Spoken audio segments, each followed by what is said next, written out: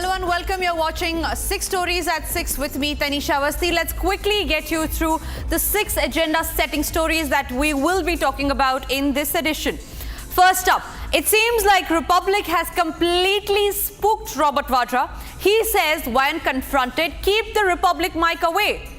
In Tamil Nadu, there is a huge uproar after temple Gopuram decoration over Karunanidhi's memorial has sparked a huge row, with the BJP demanding an apology from the DMK.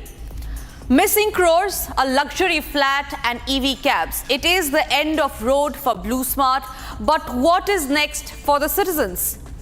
Now, in a huge update in the petitions regarding the Waqf Act, the Supreme Court has said that there is no stay for now and has asked the centre to file the response within a week. We'll take you through updates on that case as well.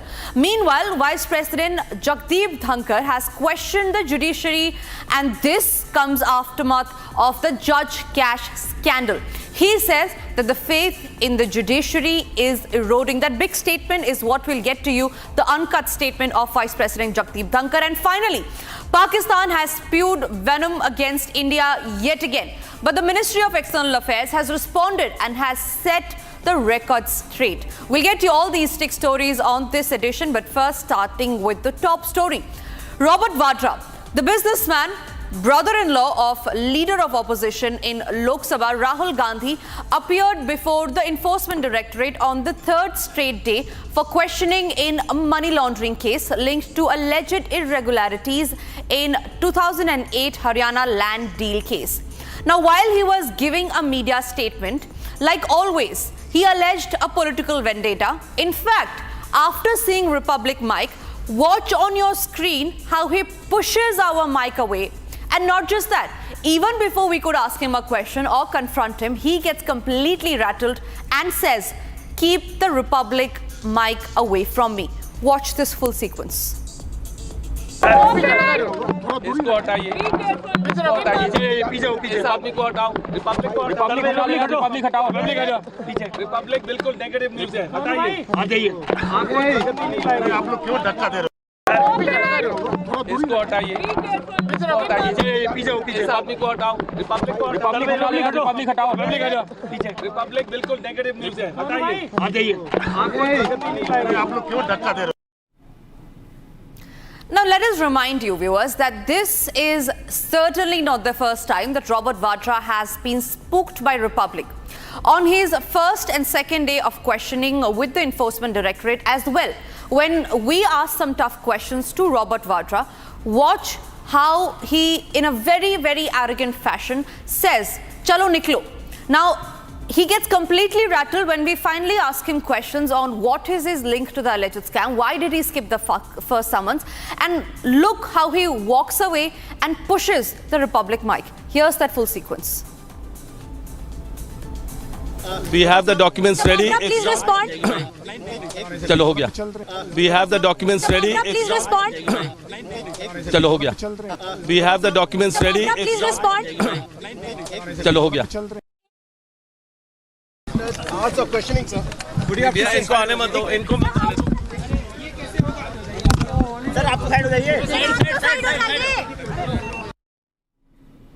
Now, for the BJP, Robert Vadra epitomizes corruption, which reaches the top in the Congress all the way up to the Gandhi family. The BJP has consistently used the Damad jibe against the Vadra, with the Prime Minister Narendra Modi himself making the point that Congress leaders have gone overboard to ensure someone who is not even active in politics yet, but is important in the hierarchy by virtue of his marriage into the family, has got several benefits.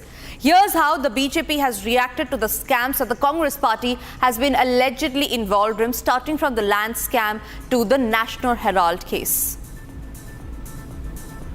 ये जो case है which has fructified now into this ED action, ये case तो it started around 2012 and 13.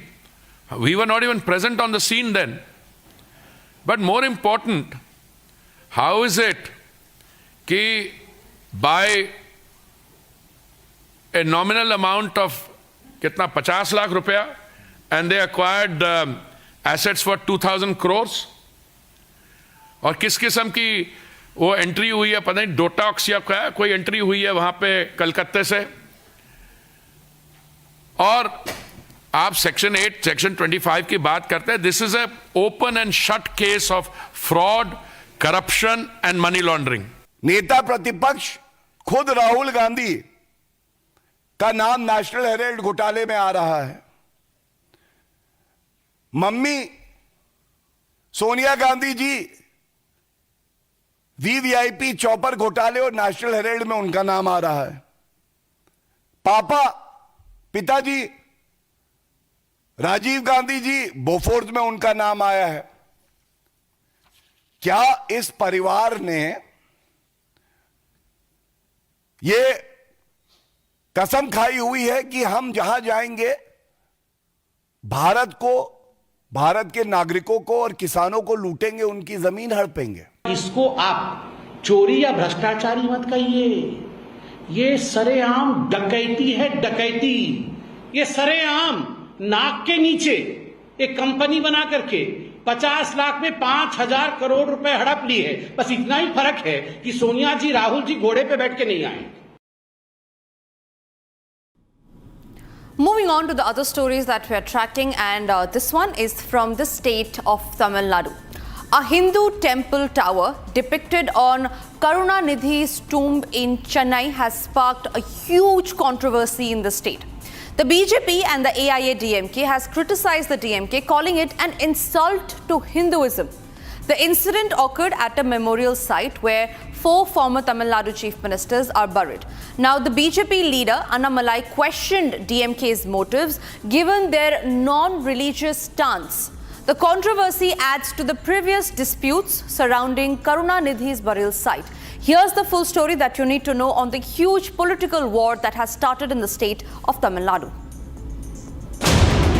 Amid the political firestorm and posturing over language and delimitation, a fresh controversy has broken out in Tamil Nadu.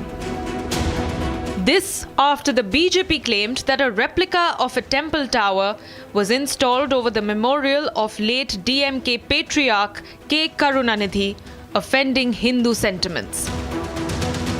Sharing a post on his social media handle, BJP leader K. Annamalai claimed a replica of a temple tower or Gopuram was cast over Karunanidhi's memorial at the behest of State Minister Shekhar Babu. Annamalai claimed a race within the DMK to please and propitiate Chief Minister M.K. Stalin and the party's first family. He said that the DMK, which positions itself as a party with no faith in God, was hurting Hindu sentiments and trying public patience.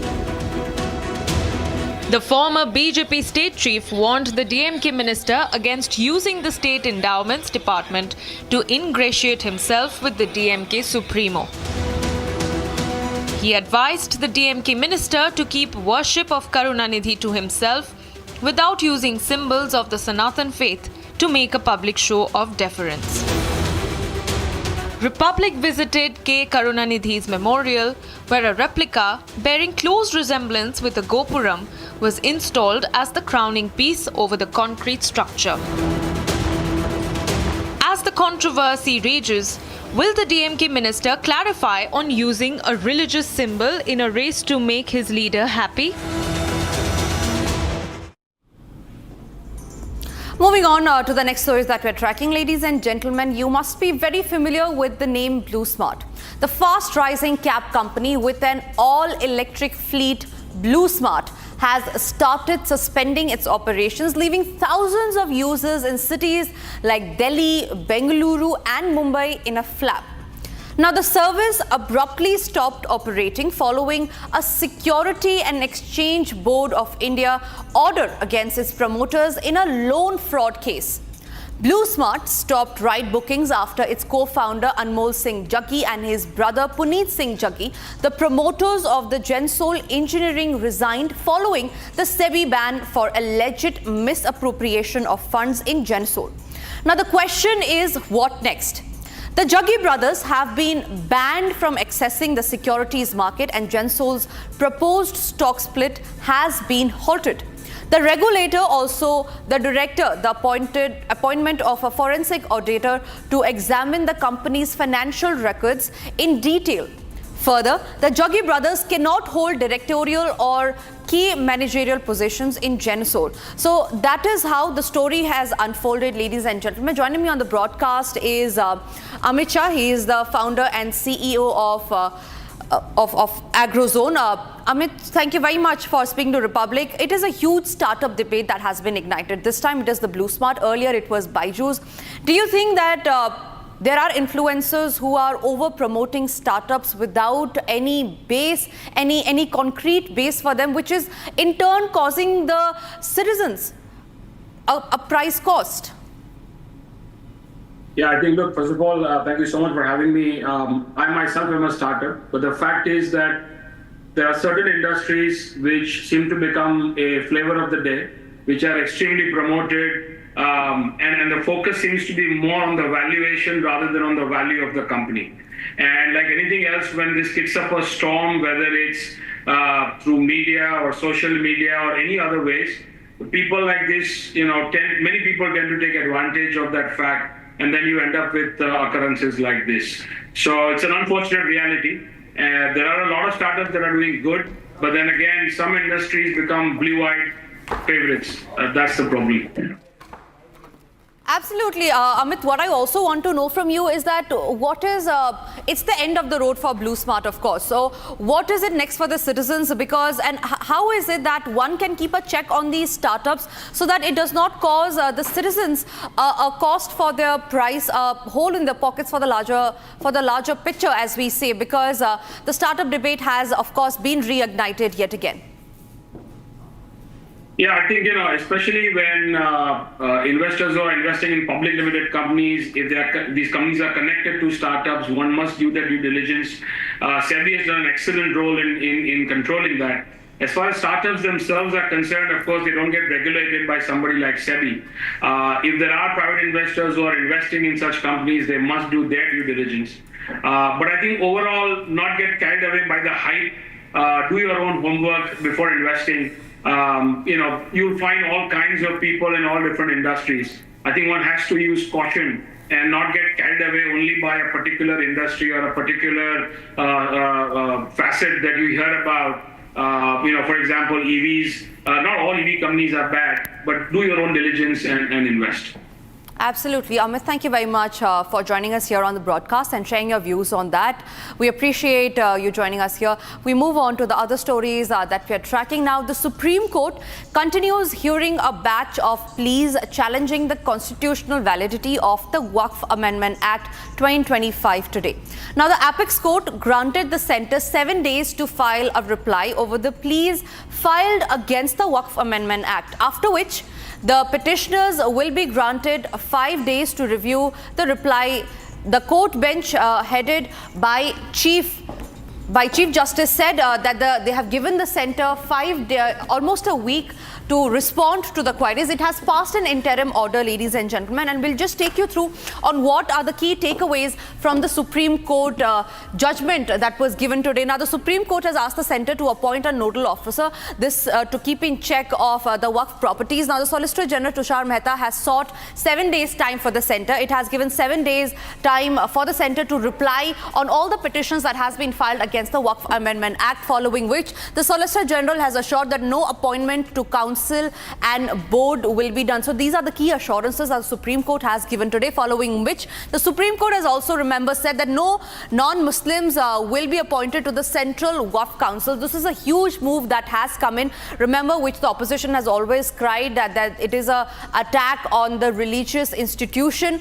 And the last point is that a Waqf by user registered shall not be denotified till the next hearing. So the Supreme Court will be hearing the petitions again next week, but there are opposition members who have gone ahead and claimed that a Waqf Amendment Act is unconstitutional and is an assault on the democracy. Here are some key statements. The Supreme Court has said that the Central Waqf Council and the State Waqf Boards will not be constituted. Waqf by user cannot be deleted.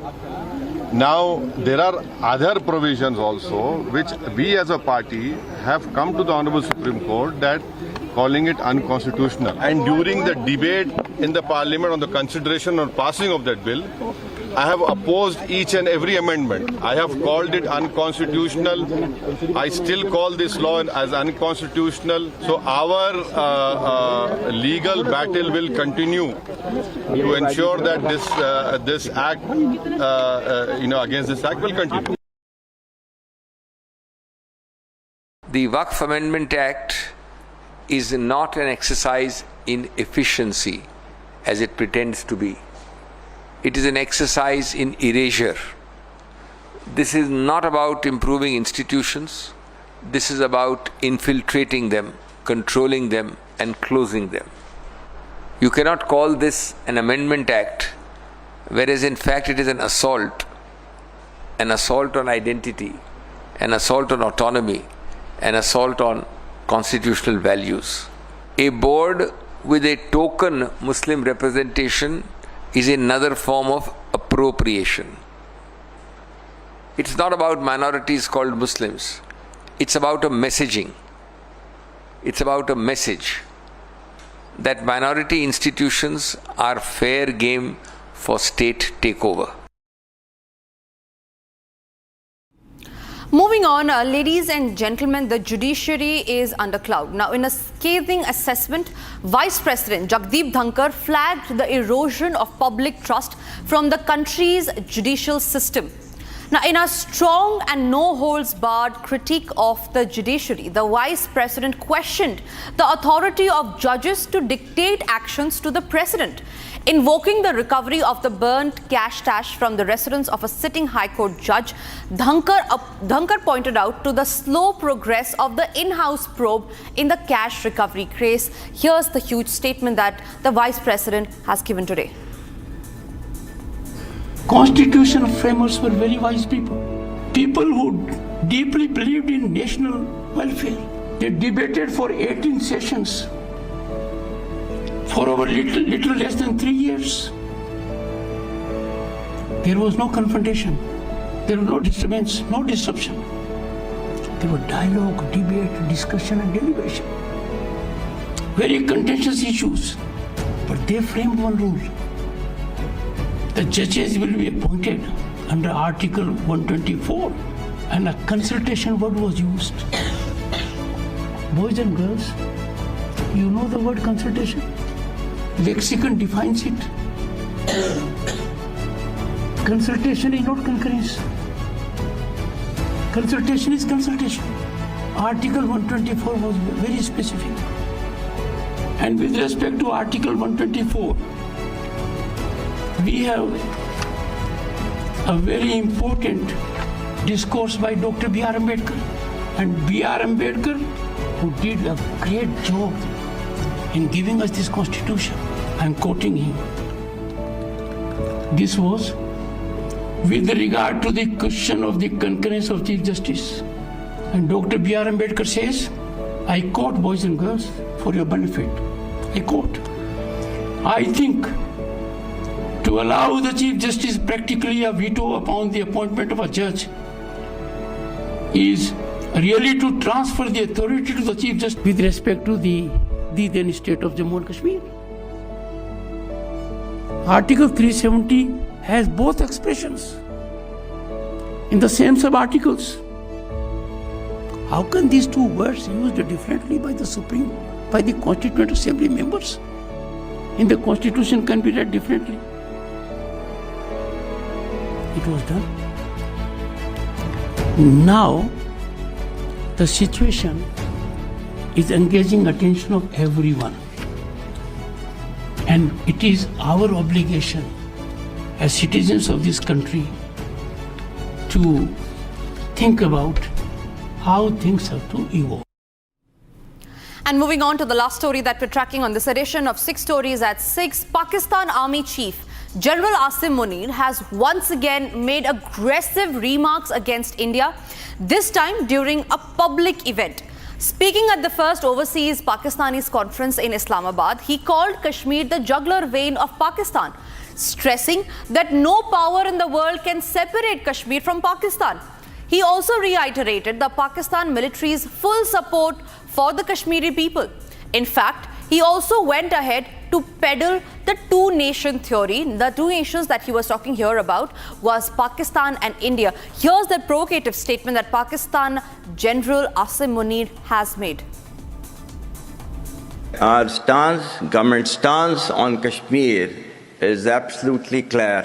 It was our jugular vein. It is our jugular vein. We will not forget it. And we will not leave our Kashmiri brethren in their heroic struggle, what they are waging against the Indian occupation. Our stance, government stance on Kashmir is absolutely clear. It was our jugular vein. It is our jugular vein. We will not forget it. And we will not leave our Kashmiri brethren in their heroic struggle, what they are waging against the Indian occupation.